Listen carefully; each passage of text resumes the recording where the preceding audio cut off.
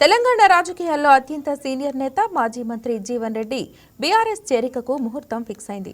ఈ నెల 13న ఆయన గులాబీ కండువా కప్పుకోనున్నట్లు తెలుస్తోంది.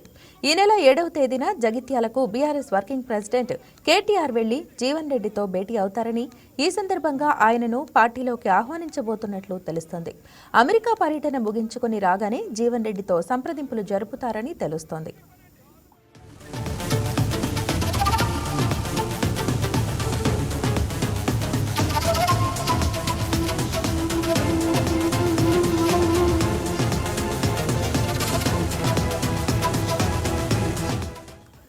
కాంగ్రెస్ పార్టీలో జరుగుతున్న పరిణామాలపై అసంతృప్తిని వ్యక్తం చేస్తూ గత నెల 25న పార్టీతో తనకున్న 40 ఏళ్ల అనుబంధానికి ముగింపు పలుకుతూ జీవన్ రెడ్డి కాంగ్రెస్ కు రాజీనామా చేశారు.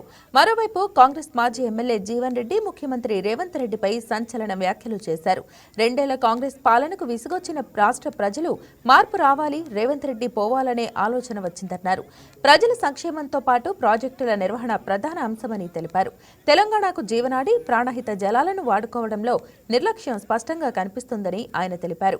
కాంగ్రెస్ పార్టీ భవిష్యత్తు రానున్న రోజుల్లో ఊహించలేని పరిస్థితి ఎదుర్కొంటుందని జోస్యం చెప్పారు. ఇవాళ పరిస్థితి చూస్తుంటే మార్పు రావాలి, రేవంత్ రెడ్డి పోవాలనే నినాదం వస్తుందని చెప్పంట. ఇది ఆనాటికి మార్పు చూడండి అంటారు మీరు. మార్పు రావాలి, కేసీఆర్ పోవాలనే నినాదంతో ముందు పోతే ఇవాళ ఏమొస్తుంది నినాదం?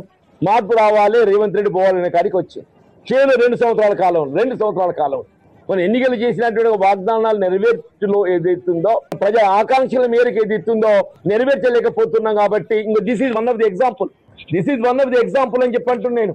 రేవంత్ రెడ్డి గారి నిర్లక్ష్య పాలనకు ఇది ఒక అద్దం పడుతుందని చెప్పంటున్నాను. రేవంత్ రెడ్డి గారి నిర్లక్ష్య పాలనకు సంక్షేమ కార్యక్రమాల అమలు ఒక అంశం. మార్పు రావాలి, కేసీఆర్ పోవాలనే నినాదంతో